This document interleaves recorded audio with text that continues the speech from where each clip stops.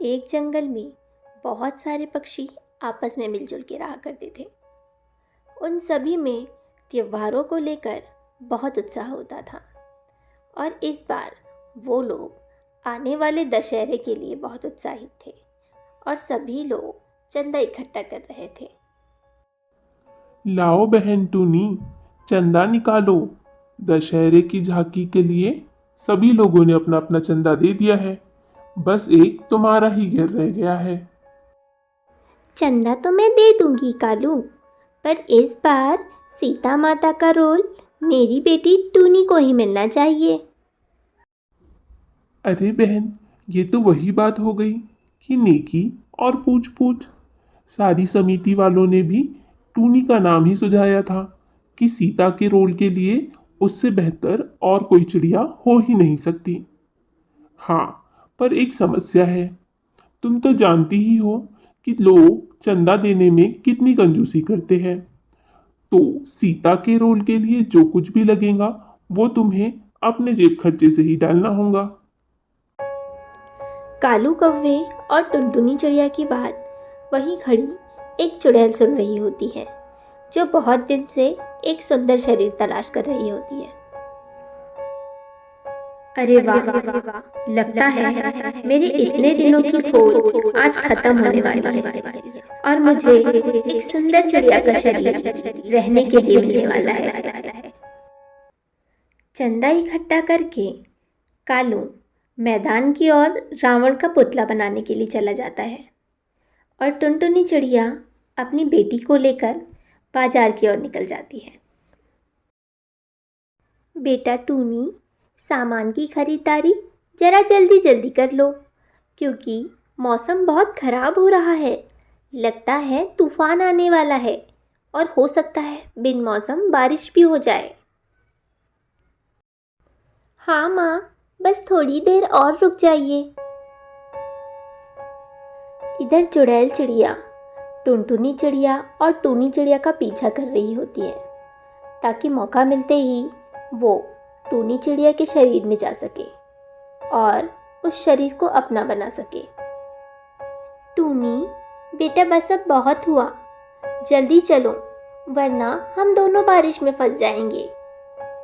टूनी और टुनटुनी जैसे ही उस दुकान से बाहर निकलते हैं, अचानक से एक तेज बिजली चमकती है और चुड़ैल चिड़िया टूनी चिड़िया के शरीर में चली जाती है। टूनी चिड़िया के शरीर में घुसकर चुड़ैल चिड़िया जोर जोर से हंसने लगती है। टूनी बेटा, ये तुम्हें क्या हो गया है? तुम इतनी जोर जोर से क्यों हंस रही हो? बिजली गिरते ही लगता है तुम्हारा दिमाग भी हिल गया है। चुड़ैल चिड़िया स्वभाव से बहुत ही गुस्से वाली होती है और उसे टूनी चिड़िया की माँ की बात अच्छी नहीं लगती। तेरी इतनी हिम्मत, तू मुझे पागल कह रही है? ठहर जा, अभी बताती हूँ तुझे। चुड़ैल चिड़िया टूनी चिड़िया के माँ की जान ले लेती है और फिर चुपचाप अपने घोंसले में चली जाती है। दूसरा दिन होते ही कालू कौवा और समिति के कुछ और सदस्य टूनी चिड़िया को सीता माता का रोल करने के लिए बुलाने आते हैं। बेटा टूनी, जाकर जल्दी से तैयार हो जाओ। और तुम्हारी माँ कहाँ है? वो दिखाई नहीं दे रही। कालू अंकल, माँ तो कुछ काम से बाहर गई है। मैं तैयार होकर के वहाँ पहुँच जाऊँगी। आप लोग जाकर अपने काम देखिए। उल्लू भाई, क्या तुमने गौर किया? वो टुनटुनी चिड़िया की बेटी टूनी चिड़िया नहीं लग रही थी। और मुझे तो मेरी पत्नी ने बताया कि आज जब वो दुकान पर आई थी और वहां से वापस जा रही थी, तब वहां वो अचानक से कुछ अजीबोगरीब हरकतें करने लगी थी और उसने अपनी माँ की जान भी ले ली है। कालू भैया, हो सकता है कि आपकी पत्नी सच कह रही हो, पर यह भी तो हो सकता है ना कि उसे कोई भ्रम हुआ हो। हम ऐसे ही तो किसी मासूम चिड़िया पर कोई आरोप नहीं लगा सकते। हाँ, तुम ठीक कह रहे हो। चलो, हम चलकर पहले इसकी माँ को ढूंढते हैं। फिर क्या था, कालू कौवा और उल्लू मिलकर टूनी के राज का पता लगाने के लिए उसकी माँ की लाश को ढूंढने के लिए चले जाते हैं। कालू, ये देखो, ये रही टुनटुनी बहन। हे भगवान, कितनी बेरहमी से मारा है उस चुड़ैल ने इसे। कालू, मुझे तो अब बहुत डर लग रहा है। हम में से कोई भी अब सुरक्षित नहीं है। वो चुड़ैल कभी भी किसी की जान ले सकती है। हाँ, डर तो मुझे भी बहुत लग रहा है, पर क्या कर सकते हैं। हमें हिम्मत से काम लेना होगा। मेरे पास एक तरकीब है।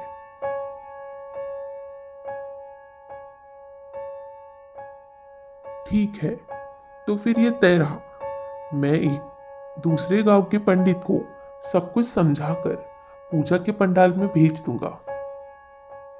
चुड़ैल चिड़िया माता सीता का रोल करने के लिए पंडाल में पहुंच जाती है, पर वहां चल रहे मंत्रों के उच्चारण से उसे टूनी के शरीर में बहुत बेचैनी महसूस होने लगती है। लगता है मैंने इस जगह आकर बहुत बड़ी गलती कर दी है। मुझे बहुत बेचैनी सी महसूस हो रही है। मुझे इस चिड़िया का शरीर छोड़कर कुछ देर के लिए इस रावण के पुतले में चला जाना चाहिए।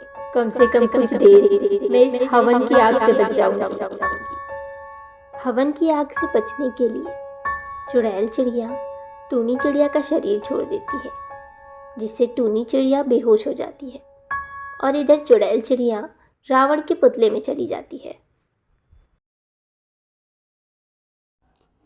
हाँ, अब थोड़ी राहत मिली, वरना वो हवन की आग आज मुझे जला ही देती। अब मैं कुछ देर यहीं आराम कर लेती हूँ, और जैसे ही ये पूजा खत्म होगी मैं वापस उस टूनी के शरीर में चली जाऊंगी। रावण के पुतले में घुसकर चुड़ैल चिड़िया अब बहुत आराम महसूस करती है और सोचती है कि क्यों न इस जगह पर थोड़ी देर सो लिया जाए, और ये सोचते सोचते ही उसकी आँख लग जाती है। इधर एक और सभी लोग मिलकर टूनी को उठाने में जुट जाते हैं। टूनी, बेटा उठो, तुम्हें क्या हो गया? अचानक से तुम बेहोश कैसे हो गई? टूनी के साथ क्या हुआ था, ये बात तो खुद टूनी भी नहीं जानती थी। फिर भी टूनी ने कहा, जी मैं ठीक हूँ, आप लोग जाइए, बस मैं कुछ देर आराम करना चाहती हूँ। हाँ कालू भाई, लगता है कि अब टूनी ठीक है। हमें भी चलकर रावण दहन शुरू करना चाहिए। मुहूर्त का समय भी बीता जा रहा है, और बड़े पंडित जी ने कहा है कि रावण दहन से पहले हमें उसके चारों ओर ये धागा लपेटना है। पंडित के बताए अनुसार कालू रावण के चारों ओर वो धागा बांध देता है, जिससे चुड़ैल उस रावण से बाहर नहीं निकल पाती। अरे अरे, ये तुम लोग क्या कर रहे हो मेरे साथ? मुझे जाने दो। ये मेरे चारों ओर तुम लोगों ने क्या लपेट दिया है? मैं यहाँ से बाहर नहीं निकल पा रही। कोई सुन रहा है मुझे जाने दो। पंडाल में चारों ओर हो रही पूजा पाठ के चलते चुड़ैल की शक्तियाँ काफी कम पड़ जाती है, जिसके कारण उसकी आवाज भी उस पुतले से बाहर नहीं जा पाती। चलो भाई, आ जाओ सब लोग, रावण दहन का समय आ गया है। फिर सारे पंछी मिलकर उस रावण के पुतले में आग लगा देते हैं, जिससे उस रावण के पुतले में रह रही चुड़ैल भी खत्म हो जाती है। और इस प्रकार विजयदशमी के दिन उन गांव वालों को भी उस चुड़ैल से मुक्ति मिल जाती है, और वो सभी लोग मिलकर टूनी को अडॉप्ट कर लेते हैं।